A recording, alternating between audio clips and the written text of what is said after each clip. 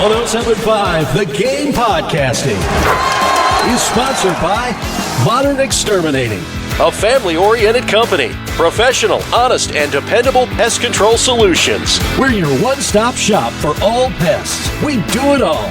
We know what bugs you. Visit us online at pestfreesc.com. That's pestfreesc.com. Welcome back in. Gamecock Central Takeover Hour presented by Firehouse Subs. Tyler, West, and Chris navigating through the second week of March, only a few days away from spring football getting rolling coming up next Wednesday. We'll hear from Coach Beamer next week on where things are at heading into the month of spring practice. And as we get closer to practice, want to kind of go position group by position group and kind of assess where all these different rooms stand ahead of the 2025 season. Today we'll focus in on running back. Of course, you have Rocket Sanders moving on after his 1 year at South Carolina, which was very successful. Obviously, his huge play that helped them win the game against Missouri is a moment, one of the moments people are going to remember him best by, but a very solid season overall despite being nicked up at times, and he's going to be a very hard guy to replace this upcoming year, though you do have the likes of Attaway, Howell, and Fuller also returning from a season ago. You bring in Rashad Faison, who is a guy that was very highly touted out of the transfer portal. And that is honestly the position on offense. I know we were talking yesterday. Greg McElroy was kind of giving his outside looking in thoughts on the biggest question marks for South Carolina entering the spring. He pointed back to our wide receiver conversation that we had all offseason last year as maybe his biggest question mark. I look at running back because of what you lost in Rocket and the fact that he was a difference maker at that position and was someone who could go get the extra yardage for you, could make the big play, was big enough to run through people, fast enough to run away from people. And, you know, I think that's incredibly difficult to replace. So I would imagine, though, going into spring, I think it's always an interesting conversation when you start talking about position groups.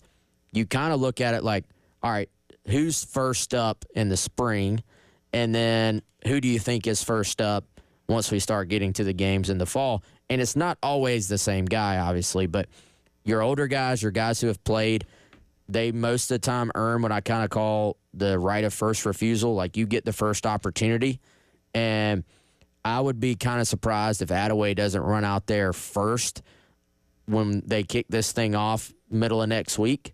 Then it's going to be about the other guys to kind of step in and take that spot away from him.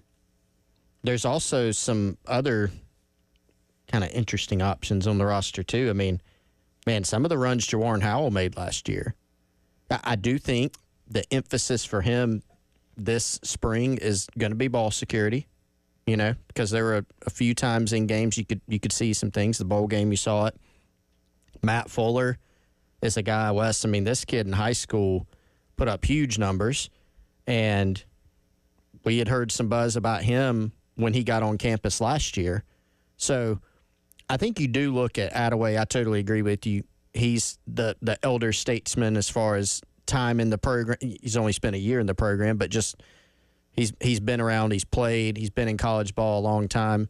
Faison's been in college ball a long time, but, you know, this will be his first year in Columbia, but he's coming off an 1,100-yard season. So I think Attaway, because he's back, he's I think, going to be one of the leaders of this team, you know, emotionally. He's a mature guy. I do think you give him the pre-spring edge, but then I really look at Faison, too. This guy's a unique player. He's been a productive player. Those are probably your top two going in, but I like some of the young, you know, the younger guys they have on this roster, too. I think are very interesting. So should be a good bit of competition there. And, you know, everybody always talks about a rotation. It's hard. You're not going to play four guys throughout the course of a season, barring injury. If everybody's healthy, Yep. There's probably going to be a top two. And out of that, normally there's a top one, the guy. Yeah. By the way, both Attaway and Faison will both be 25 this season. Yep. Combined age of the running back room is going to be 50, which is funny. But you talk about, you know, how things are kind of split up there. And doing the numbers from last year, you only returned 35% of your carries, and you only return 29% of your run back yards. That shows you how much heavy lifting Rocket Sanders was doing in this backfield. And again, makes sense. He was, back 1A from day one because we know what he did from his time at Arkansas. You do have Rasual Faison coming over, a lot of production at Utah State, but there is the question of, okay, how does that translate over to the SEC? Same kind of thing with Oscar Adderley when he's coming over from North Texas. Did fine in those moments where he was asked to relieve Rocket Sanders, but how does he do taking on a bigger role are still questions that remain to be seen. Yeah, and I think that's a weird position, too, just in general, because to Chris's point, if everybody's healthy, you only play two guys and you play a third guy, a little bit. Yeah. So if everybody just stays healthy, you could be the fourth guy and you could just be sitting there watching every game. However, at running back, you get hit so many times. We know this could once again be potentially a run-based offense. Well, guys start getting banged up, and next thing you know, your fifth string, Brandon Wiles, is starting in Knoxville in a top 25 matchup. So I don't think it was actually a top 25 matchup, but you get the point. It's a position that you don't always need the fourth or fifth guy, but there will be seasons where you do need that fourth, fifth guy. And right now, South Carolina, has the 4 recruited scholarship athletes at that position. So I think it's kind of a little bit of a strange mix, because would it really surprise you if any of those 4 emerged? Like, I think you have some depth there when you look at the talent at the position. But then I don't know if you quite have as many bodies as you want. And you really would have loved, I think, to have gotten one of these high school guys this past class, and that could be kind of that fifth guy who you're saying, hey, you weren't expecting to play a ton of minutes year one, but you're there in case you are needed. And if you just happen to be that good, maybe you pass some guys. But I think this offseason for that entire group is going to be about individual improvement. Which of those guys individually improves enough to kind of take the bull by the horns and say, look, we're all talented, but this is my position. I do think that the experience factor of Adderley and Faison is going to help them in that race. But, last year you had Rocket Sanders coming in as a guy who had rushed for 1,400 yards in the SEC before. And so you didn't have were there some questions? Well, yeah, he had to get healthy. He's going to a new offensive system. He's going to a new team. You could see that going both ways, but just what you knew about him, how talented he was, you felt good about it, and that's how it ended up playing out. You've got a different question this year with somebody like Faison, because you can look – you don't question the production, 1,100 yards, and this wasn't a guy that racked up all those yardage on – he had – 9 75-yard runs during the season. He's a guy that just gets chunk yardage, And coming in, though, you do have the question of, okay, you're transitioning to the SEC. Might be that he answers that easily.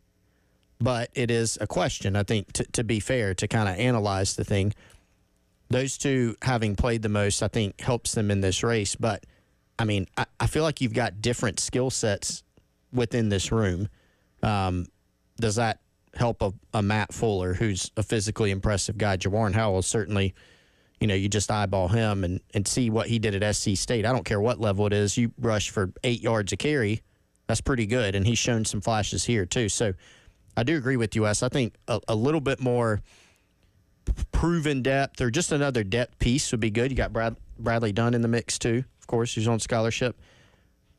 Going to be a really interesting battle. Well, and for Jawarn Howell coming in from SC State, where he was there for his freshman year, we kind of knew it was going to be a longer-term play for him. And again, we had Rocket Sanders. You knew you weren't going to have to ask him to do a whole lot. So what does an extra offseason development do for a guy like that, who, again, has a lot of the talent and skills and abilities that you want in that SC type of running back? Where's he going to be by the time the fall rolls around? Again, like everything with this team is something we're going to have to wait and see. For sure, man. I think that's going to be one of the maybe fun battles to watch this spring, interesting battles to watch. And ultimately, I think if you were just going to handicap it, I think your most likely situation, especially early on, is that that experience you're talking about. You look at Attaway, you look at Faison. I think those guys probably have the edge right now, but I think the other guys, both Jawan and Fuller, have enough upside that if they take a jump, then they easily could pass some other guys in that room. So you may be saying, well, you didn't tell me anything by saying, well, it could be one of the 4 guys. But point being, percentage-wise, I think you go to the veterans. Sometimes you look at the 3rd and 4th guy on a roster and you say, look, there's just not enough athletic upside to expect the possibility. With these 2 guys, I think that athletic upside does exist. We'll talk about more things with the Running Back Room coming up next to wrap up today's edition of the Gamecock Central Takeover Hour, presented by Firehouse Subs on your Thursday here on The Game.